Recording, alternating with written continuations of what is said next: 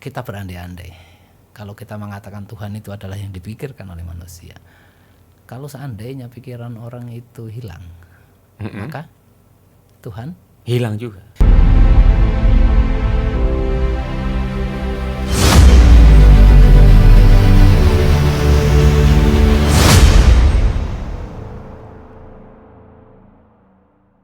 Jadi ketika saya mengagumi Mike, saya mungkin sedikit merasa tergantung, tapi ketergantungan saya itu mungkin relatif sangat terbatas. Iya. Ketika kita mengagumi sesuatu yang kita anggap sebagai Tuhan, dia bisa jadi ada yang namanya akidah. Nah, ini persoalan lagi. Akidah. Akidah itu sesuatu keyakinan yang kita ikat di sini. Dan itu kita pertahankan, hati, dan itu kita pertahankan. Jadi keterikatan dan ketergantungan saya terhadap sesuatu itu kemudian menjadi satu keyakinan di sini yang tidak akan saya ubah. Itu berarti salah satu wujud penuhanan. Nah, sekarang ada nggak orang yang kira-kira mengikatkan dirinya dengan yang selain Tuhan? Banyak. Makanya Tuhan di sekarang itu banyak, bisa jadi HP secara tidak sengaja. Saya sekarang mau tanya. Yang mengatur kehidupan, keselamatan, kesehatan itu siapa? Allah Tuhan. Itu kan pernyataan lisan kita. Iya. Tetapi kadang-kadang praktek di dalam kehidupan kita itu justru tidak sinkron, tidak sesuai, tidak paralel bertentangan dengan minimal tidak paralel. Apa yang diomongkan dengan prakteknya. Kalau anaknya Mas Alim, putranya Mas Alim sakit, yang pertama kali terucap, yang pertama kali dicari, digelisahkan, cari dokter sih. Nah, padahal Mas Alim sudah tahu. Yang memberi sehat siapa? Oke, berarti itu termasuk gimana? Jadi boleh apa enggak? Nah, itu nanti bisa bertingkat-tingkat. Maka ada nanti orang yang menuhankan dokter. Iya. Maka kadang-kadang beda tipis. Pengaguman itu nanti ada ketakziman, ada ketaatan, ada ini. Maka dalam hal ini dalam soal kesehatan misalnya, para ulama kita itu juga berbeda pandang, ya. Tapi hampir sedikit yang mengatakan misalnya berobat itu hukumnya wajib misalnya. Bahkan sebagian hanya mubah saja. Beda-beda ya. Enggak berobat itu dosa enggak? Ya, siapa yang membuat batuk ini? Siapa yang mengendalikan? Allah. Lemah kan manusia. Lemah kan manusia. Lemah. Oke, iya. Jadi saya ingat ini. Tuhan itu juga kan yang menenteramkan, yang membahagiakan. Itu betul kan ya? Loh iya, bukan hanya itu. Kalau itu sebenarnya masih pandangan yang terlalu fokus kepada manusia. Meskipun manusia itu penting di dalam alam ini bagian penting di dalam alam ini. Alam ini kan isinya kan bukan hanya manusia. Betul. Iya kan? Iya. Ada semut, ada cacing, ada kecoa, ada tikus. Dan itu semua Tuhan, semua Allah ya. Itu semuanya kan makhluk yang semuanya digerakkan oleh Allah. Oke, saya pernah mendengar suatu ungkapan. Tapi ini belum selesai yang tadi itu. Belum ya? Iya. Oke, kan, mungkin dilanjut dulu ya. Kan ada ta'zim ya. Iya. Oh iya, kembali ke pengaguman. Mengagumkan. Saya mengagumi ini tapi saya tidak ta'zim sama ini. Iya. Oke. Iya. Artinya mungkin, kalau ada penggantinya ya nggak masalah gitu ya. Masalah. Apalagi lebih baik lagi. Saya mungkin ini hanya mengagumi tapi saya tidak menghormati ini. Iya. Kan unsurnya jadi menuhankan itu dari berbagai macam variabel. Betul. Variabel perilaku kita, variabel keyakinan kita, kemudian kalau itu dikumpulkan itulah yang kita sebut sebagai menuhankan. Iya. Saya tidak merasa diatur.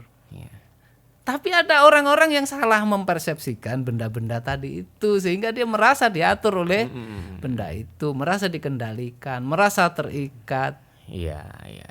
Itu masalahnya. Padahal itu orang yang mungkin barangkali harus belajar hakikat. Ini adalah Mike. Iya. Betapapun bagusnya, betapapun mahalnya, ini adalah benda. Iya, Ustadz, itu takdim ya. Oke ya. Nah, Selain kemudian itu ada apa lagi? ada ta'zim ya, Iya. pengagungan. Ada ketaatan. Ketaatan. Contohnya Ini kan enggak punya inisiatif ini, bagaimana masa mentaati ini? Contohnya mentaati seperti apa? Kalau benda. Mentaati ya kalau gampang ya, mentaati. Tentu kalau benda-benda semuanya tidak bisa memerintahkan kita, Betul, maka kalau salah kalau orang mentaati. Padahal mentaati imajinasi kita bahwa benda tadi memerintahkan. Padahal bendanya sendiri mungkin tidak ada tahu menau, tidak ada sangkut pautnya. Misalnya begini ya, kalau aku nggak pakai mic ini, kayaknya suara saya nggak mantep ini. Itu termasuk ketaatan nggak? Oh ya tidak dong. Enggak ya? Itu kan apa namanya, keadaan objektif sesuatu.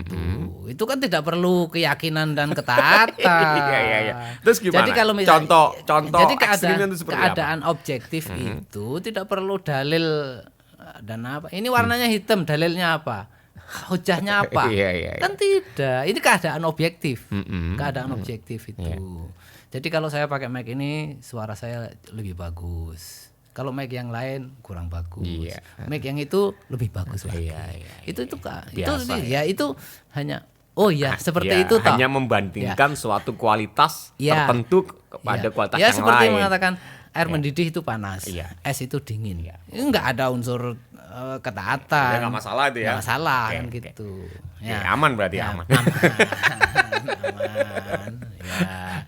Cuma masalahnya begini. Nah, ini bisa menjadi potensi. Potensi untuk dituhankan. Misalnya begini. Saya mau bikin podcast. Yes. Kalau podcast saya itu pakai mic ini, nanti penontonnya akan banyak. Wow. Kalau penontonnya banyak, saya nanti dapat AdSense misalnya. Maka saya menggantungkan rezeki saya itu pada ini. Nah, ini Kacau kan? kata kuncinya itu mic, sampai menggantungkan. Iya, maka mic itu bisa jadi Tuhan dalam soal pembagian Seperti kayak rezeki aja ya, dalam kayak, pembagian kan fungsi ya, kalau kita bilang ya fungsi atau peran Tuhan dalam kehidupan ini kan ada macam, ada memberi rezeki, ada mengatur sama-sama, mematikan, menghidupkan. Nah, itu nanti bisa, kalau orang keliru keyakinannya, itu keliru objek penuhanan juga akhirnya. Kan gitu. Padahal iya. Allahu yuhyi wa yumit. Iya, menarik ya. Jadi takdim tadi mengagungkan ya. Kedua mentaati. Gitu ya. Terus ada lagi nggak kira-kira batasannya? Nah, kalau misalnya ya lewat kuburan dulu waktu kecil takut ya, itu gimana? Saya mau tanya dulu. Takut itu apa? Takut itu kekhawatiran akan diri. Kekhawatiran terhadap sesuatu yang memberi madorot. Itu kan namanya kan takut. Yes, ya itu maksud saya. Kalau ada sesuatu akan bawa madorot. Madorot itu rasa sakit, keterbatasan rezeki. Itu kan madorot itu. Karena harusnya bisa beli sesuatu nggak bisa beli. Itu kan madorot itu. Berarti contoh saya kayak di kuburan tuh wedi itu bukan madorot ya. Hanya licik ya ini. Ya bisa saja. Madorot itu tuh begini, harusnya dia lewat situ. Misalnya konsumsi BBM 1 liter, karena dia takut, maka dia harus melingkar. Maka konsumsi BBM-nya misalnya 1 liter lebih sedikit. Madorot kan, dia harus mengeluarkan. Gara-gara takut ini dia itu nggak boleh. Ya nggak boleh. Walaupun selisih hanya setengah liter. Iya, masalahnya pemicunya, bukan masalah efeknya ya. Iya, bukan. Pemicunya ini berarti dia meyakini sesuatu yang tidak sesuai dengan hakikat sesuatu. Ya, pertanyaannya tadi itu, apakah kalau dia lewat situ kan menjadi misalnya bermasalah.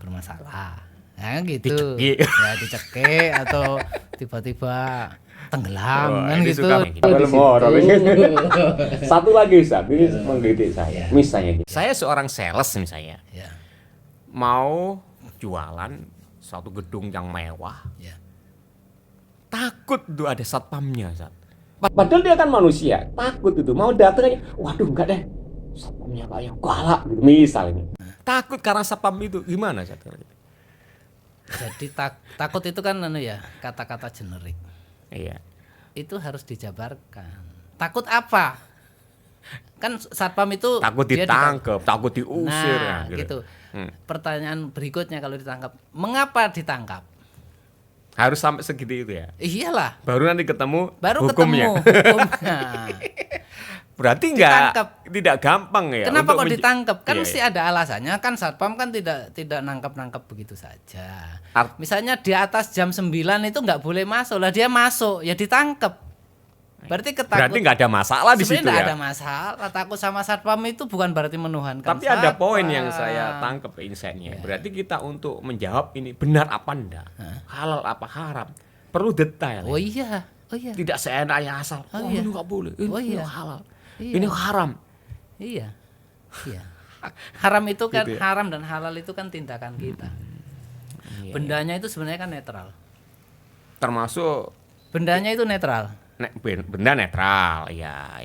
Benda itu netral. Soalnya manusia yang ini. Manusianya kan? Yang kemudian itu bisa berposisi, dia haram melakukan karena itu. Subjeknya, iya. Manusianya. Manusia. Gitu ya. Wow, sampai ke sana juga ya. Tadi sudah belum mengagumkan. Jadi memang itu tadi ya. Ya, kembali lagi ya. Saya mau kembali lagi mengingatkan. Jadi kalau kita mau memahami Tuhan.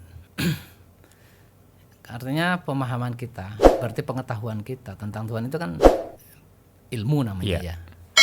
Kan tadi sumber ilmu itu kan salah satunya kan panca indera. Kemudian apa yang bisa dipikirkan oleh orang itu kan logika itu kan juga jadi salah satu sumber ilmu. Dan logika itu juga sebenarnya dibangun dari kebiasaan orang. Logika itu juga dibangun dari kebiasaan orang selama ini. Ya, kan gitu. Ada tinta merah, ada tinta kuning misalnya. Kemarin kalau dicampur dengan ukuran segini ya, maka dia akan menjadi berwarna hijau misalnya. Ya, merah sama kuning. Dengan komposisi yang seperti itu akan menghasilkan warna itu. Nah, itu kan jadi ilmu. Ilmu tadi itu dibangun berdasarkan apa? Pengetahuan. Maka itu nanti bisa timbul ilmu. Nah, kembali ke Tuhan tadi itu. Yeah. Dengan alat apa manusia mau memahami Tuhan? Tidak pernah melihat. Maka Tuhan itu dipahami dan kemudian jadi ilmu tentang ketuhanan itu ya berdasarkan apa yang dijabarkan Tuhan sendiri melalui apa yang disebut Nabi dan Rasul. Oh iya. Termasuk di dalam firman-Nya di kitab. Oh iya, nanti kan wujudnya itu. Jadi wujud pesan-pesan Tuhan terhadap. Jadi Tuhan itu kan memperkenalkan dirinya, memperkenalkan dirinya kepada manusia. Sebelum memperkenalkan kan orang tidak mengenal Tuhan. Karena gaib ya, gimana kita bisa memahami gitu ya? Gimana? Iya. Yang jadi ilmu pengetahuan manusia kan yang dilihat itu. Iya. Maka sumbernya itu adalah ya wahyu. Yes. Siapa yang dapat wahyu? Para nabi. Kalau memahami Tuhan, bacalah wahyu, bacalah kitab suci, bacalah sabda Nabi. Kalau konteksnya ini di Islam, di apa, maka sumbernya itu adalah Al-Qur'an dan sabda-sabda hadis-hadis Nabi Sallallahu Alaihi Wasallam. Karena hadis Nabi itu juga pada hakikatnya adalah wahyu Allah. Wa ma yantiqu 'anil hawa in huwa illa wahyu yuha. Iya. Oke, ini Masya Allah ya. Jadi sekali lagi ya, Tuhan itu bukan wujud Tuhan atau keberadaan Tuhan. Itu bukan sesuatu yang dipikirkan oleh orang. Kalau kita berandai-andai, kalau kita mengatakan Tuhan itu adalah yang dipikirkan oleh manusia, kalau seandainya pikiran orang itu hilang, maka Tuhan hilang juga. Oke. Nah kadang-kadang disinilah mungkin kekeliruan sebagian orang yang menciptakan. Jadi akhirnya dia menciptakan Tuhan di dalam pikirannya. Padahal Tuhan kan tidak diciptakan. Dan ini masalah iman kan ya? Iya. Masalah iman. Tuhan kan tidak diciptakan. Ikuti lanjutan video ini dan jangan lupa subscribe channel YouTube ini. Terima kasih. Assalamualaikum warahmatullahi wabarakatuh.